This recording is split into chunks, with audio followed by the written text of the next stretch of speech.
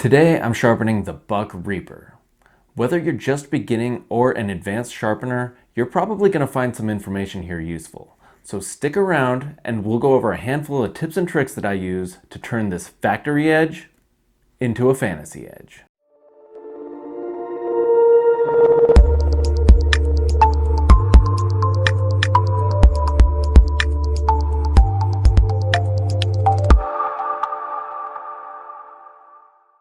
When I'm sharpening a knife that's clearly getting a lot of use and there's already lots of blemishes on the blade, I normally won't stop and take the time to tape the knife. But this knife is brand new, never been used, and I didn't want to be responsible for putting the first scratch on the knife. So I put a strip of painter's tape behind the edge to offer some protection.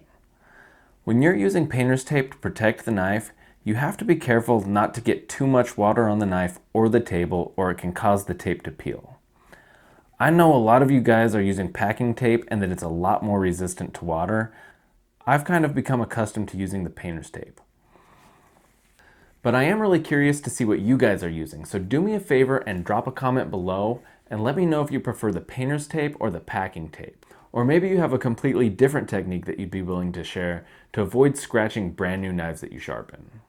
Now that I have the knife protected, I'm just going to run a couple quick experiments to see how I'm going to set the apex up to sharpen this knife. The first thing I want to determine is what surface I'm going to rest the knife on. This knife has a pretty large flat along the spine and handle, and at first I thought I'd probably just end up resting on the flat. But when I set the stone on the edge and applied just a little bit of pressure, the knife had a tendency to want to start rocking onto the face.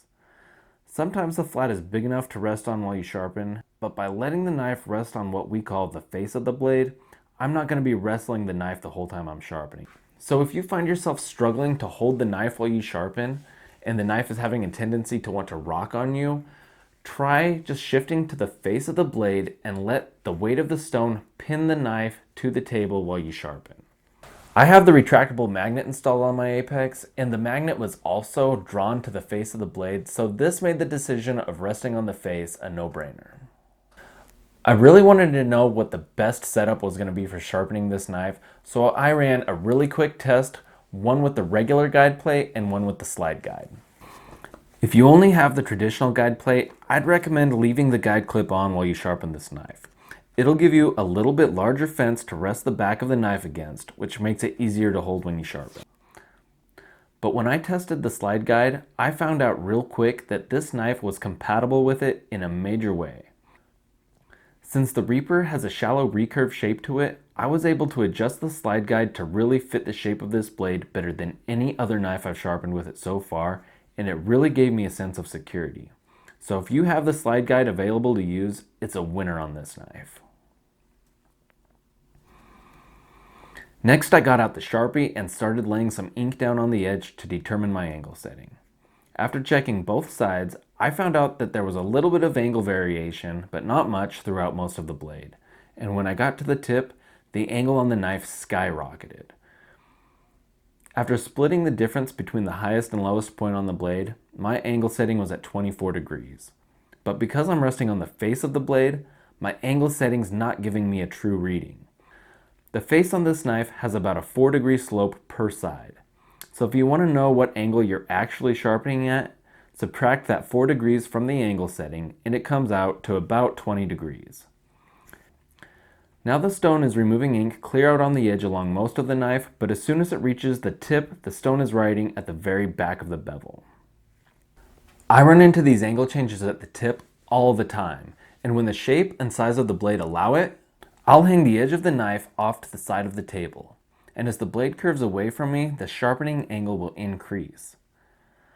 I like to leverage that angle change to get a closer match to the factory grind, and to keep the bevel from getting really wide. I went ahead and threw the angle gauge on the back of the stone and zeroed it out to see how much of an angle gain I actually got, and it was about 4 degrees. And even with a 4-degree angle gain, I was still a long ways away from the edge at the tip. So, in this case, my little blade positioning trick didn't make the stone conform to the factory angle perfectly, but it was still about 4 degrees closer than it would have been had I rotated the knife, and that's going to cut my sharpening time down by a few minutes and help keep the bevel from getting really wide at the tip which is going to make the whole knife more cosmetically appealing. After seeing how much angle variation there was at the tip, I knew that I was going to be doing a fair amount of metal removal. So I thought that it was worth taking a minute and testing a couple stones out to see which stone was going to remove metal the most efficiently. Sometimes taking 1 minute to sample a couple of different stones and find out which one is most compatible with that steel can save you 10 minutes in overall sharpening time. I settled in on the 220 aluminum oxide stone to do the bulk of the metal removal. When I finally started to sharpen this knife, the burr formed almost instantly everywhere but the last 1.5 inches. But I was planning on bringing the edge up to a polish, and there were some really deep scratches on the factory bevel. So I continued to go over the whole edge each time I'd flip the knife over, but I'd spend a little bit of extra time at the tip because that's where most of the work needed to be done.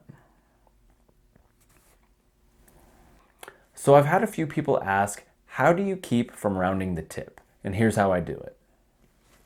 When you're sharpening the tip of any knife, try not to let the center of the stone go past the tip of the knife. And when I say the center of the stone, I'm talking center of the width of the stone, not the length. This will help keep the stone from wanting to roll off the tip. It's the rolling of the stone that causes the tips to get rounded. But the good news is that the Edge Pro is designed to remove metal in a slow and controlled manner. So even if you slip a time or two and accidentally let the stone roll around the tip, it's not like it's going to destroy the knife instantly. Just make slow and deliberate stone strokes and focus on finishing your forward stroke with the tip of the knife in the center of the stone. Once the burr was established along the full length of the blade, the heavy lifting was over and I began to progress through the 400 aluminum oxide stone. Then I switched to the 650 and 1100 grit matrix stones, and then finished with the 2000, 3000, and 6000 grit polish tapes. I didn't spend a whole lot of time with each stone from the 400 up. All I was doing was creating a consistent scratch pattern with each stone, and as soon as I achieved that, I moved on to the next one in line. I think it turned out pretty good. If you looked at it closely, you'd be able to notice some minor background scratches in the polish, but I was still able to capture some glamour shots that made me feel like it was a job well done.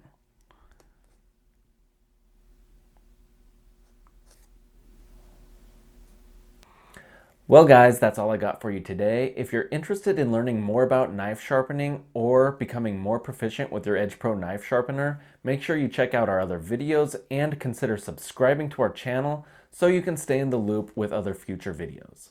Thanks for watching.